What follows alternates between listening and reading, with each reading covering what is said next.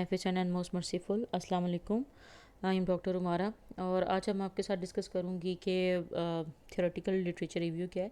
इससे पहले हम लोग डिस्कस कर चुके हैं नैरेटिव लिटरेचर रिव्यू और सिस्टमेटिक लिटरेचर रिव्यू। और थ्योरेटिकल लिटरेचर रिव्यू जो है ये ज़्यादातर क्वालिटेटिव रिसर्च में यूज़ होता है और इसका रिलेशन ज़्यादातर ग्राउंडेड थ्योरी के साथ है। तो ग्राउंडेड थ्योरी ये हम आगे भी जाकर डिस्कस करेंगे अगले टेबल के अंदर कि कौन से क्वालिटेटिव स्टडी के लिए ज़्यादा रेलिवेंट जो लिटरेचर रिव्यू है वो कौन कौन से होते हैं।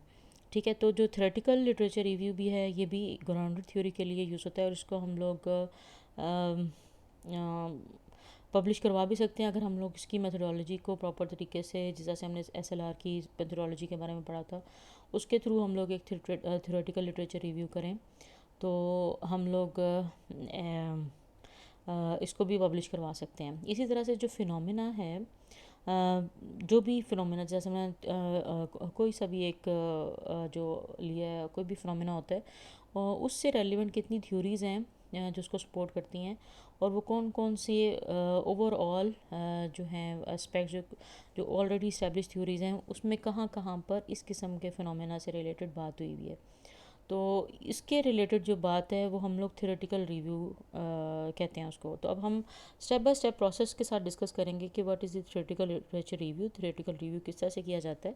Define the scope and objectives, जिस तरह से हमने पहले भी कहा था कि आपका स्कोप, आपका रिसर्च क्वेश्चन और आपके जो ऑब्जेक्टिव्स हैं किसी भी लिटरेचर रिव्यू को लिखने के लिए वो आपके क्लियर हों तो, और आपका रिसर्च क्वेश्चन हो तो आपके वो उसको पब्लिश करवाया जा सकता है।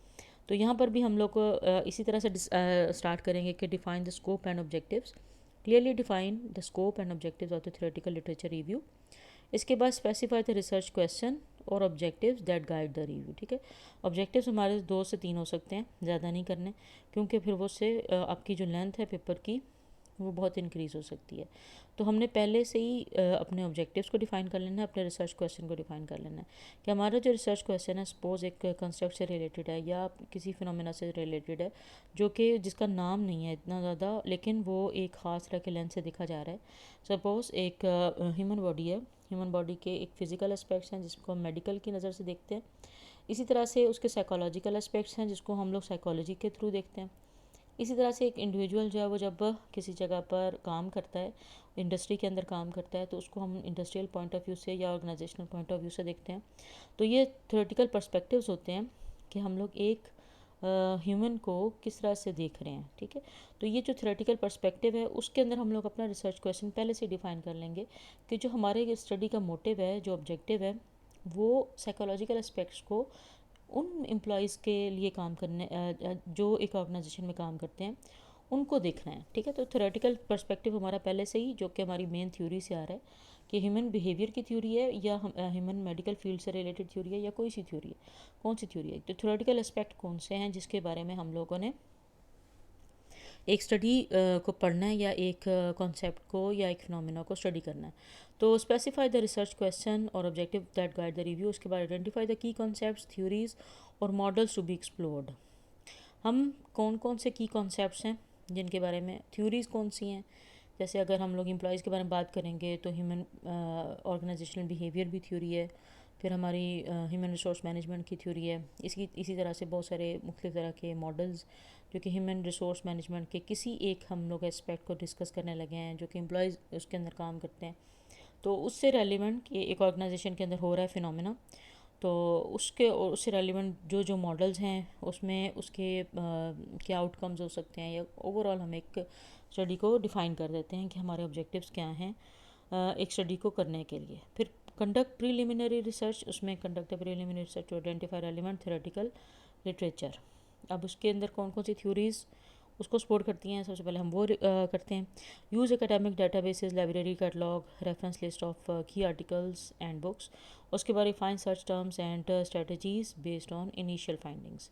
ठीक है, तो हम उसको रिफ़ाइन करते जाते हैं आहिस्ता आहिस्ता और प्रीलिमिनरी रिसर्च करके जैसे हमने गूगल स्कॉलर पे हम प्रीलिमिनरी रिसर्च करते हैं, तो उसके बाद हम इंक्लूजन एक्सक्लूजन जो करते हैं, लेकिन हम लोग उसमें रिपोर्ट नहीं कर रहे, हम लोगों ने कि थ्योरेटिकल रिव्यू बस एक तैयार करना है। तो हम लोग अपनी रिसर्च स्ट्रेटजीज़ जो भी हम रखेंगे तो उनकी बेस के ऊपर हम लोग क्या कौन से आर्टिकल्स, कौन सी रेलिवेंट थ्योरीज जिनको हम लोग एक्सप्लोर करेंगे वो हम डिस्कस कर देते हैं इसके अंदर। Select key theoretical frameworks, identify this and select key theoretical frameworks, models और concepts relevant to the research topic.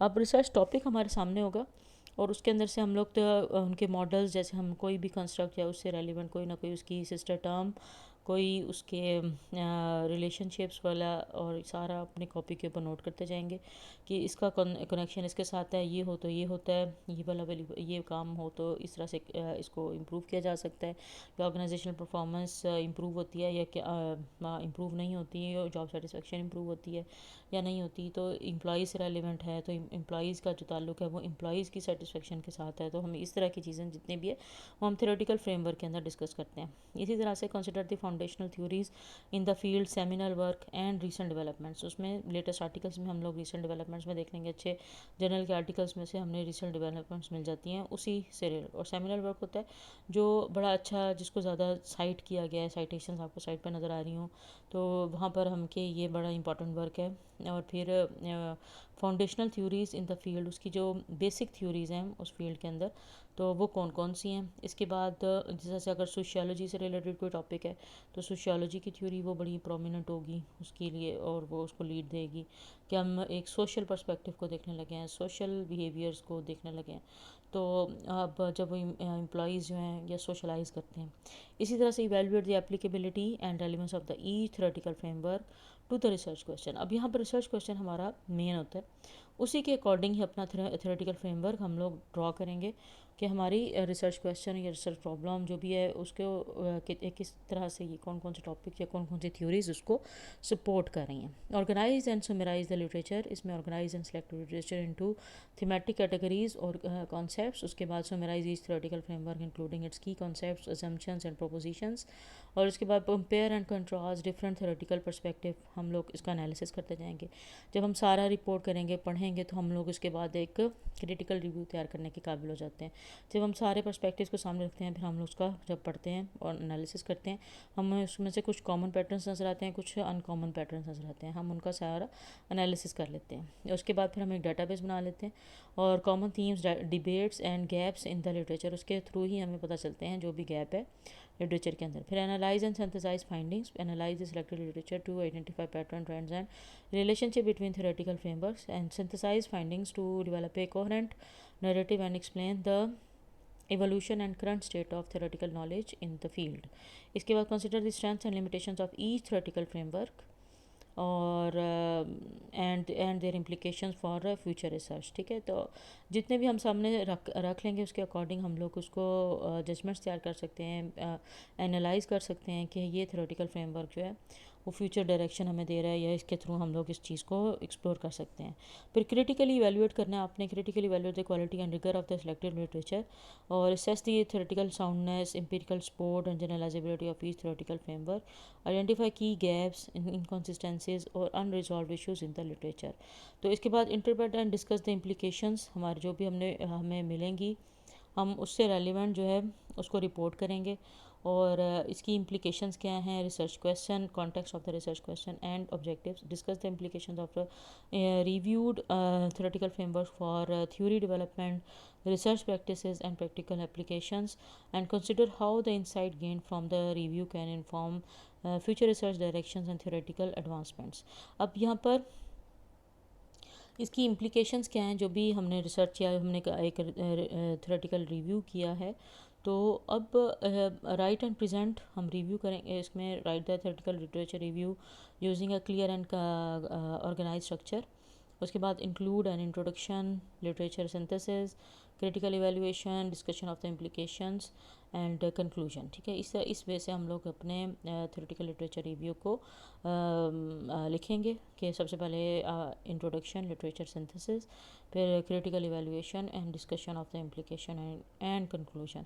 उसके बाद use appropriate citation and references to support your argument and assertions. और उसके बाद फिर present the review coherently and engagingly tailored to the audience and purpose of the review, and revise and finalize। इसके बाद हम लोग रिवाइज करेंगे theoretical literature review based on the feedback from peers, advisors और reviewers, और जो भी हमें उसको डायरेक्शन देगा हम क्योंकि पीयर्स उसको वो करते हैं, असेस करते हैं, तो जो भी डायरेक्शन देंगे हम उसको करते जाएंगे। Ensure clarity, coherence, consistency in the presentation of ideas and arguments, finalize the review with attention to detail, accuracy and adherence to formulating a citation guidelines. अच्छा, ये जो अब थ्योरेटिकल लिटरेचर रिव्यू है, जैसा हमने पहले बात की थी, ग्राउंडेड थ्योरी के लिए ज़्यादा यूज़ होता है। अब थ्योरेटिकल लिटरेचर रिव्यू के किस तरह से थ्योरीज इसको सपोर्ट कर रही हैं, और ये जो फिनोमेना है वो किधर ज़्यादा पाया जाता है, या हमें हमारे एरिया में ये चीज़ नहीं की गई, तो उसको उसके थ्योरेटिकल पर्सपेक्टिव को अच्छे तरीके से लिखना for other for conducting A grounded theory research. तो ये एक जो थ्योरेटिकल पर्सपेक्टिव है ये होता है। और दूसरा, कुछ जर्नल्स की रिक्वायरमेंट होती है खुद के थ्योरेटिकल लिटरेचर रिव्यू लिखें या थ्योरेटिकल पर्सपेक्टिव इसके दें, कि वो भी हम लोग अक्सर छोटे से 3 से 4 लाइनों के अंदर हर लिटरेचर रिव्यू में अपने रिसर्च डिज़ाइन में इन चीज़ों को कोट करते हैं। तो कि हमारे थ्योरेटिकल पर्सपेक्टिव्स क्या हैं, तो थ्योरेटिकल लिटरेचर रिव्यू पूरे का पूरा लिखना। और इसके अंदर हम लोग अगर इंक्लूजन अपनी मेथोडोलॉजी को क्लियर कर देंगे, स्कोप को अच्छे तरीके से डिफ़ाइन कर देंगे, ऑब्जेक्टिव्स और रिसर्च क्वेश्चन को लिख देंगे, तो हम लोग इसको इंडिपेंडेंटली भी पब्लिश करवा सकते हैं। तो वरना जो थ्योरेटिकल लिटरेचर रिव्यू है वो हमारी ग्राउंड थ्योरी रिसर्च के अंदर ज़्यादातर यूज़ होता है, और उसको हमने जैसा से इसके अकॉर्डिंग ही हमें अपने रिसर्च के गैप्स मिलते हैं असेस करने के बाद, और इसी के अकॉर्डिंग हम लोग अपनी ग्राउंड थ्योरी रिसर्च का आगाज़ करते हैं। तो आज के लिए इतना ही। Thank you very much. अल्लाह हाफिज़।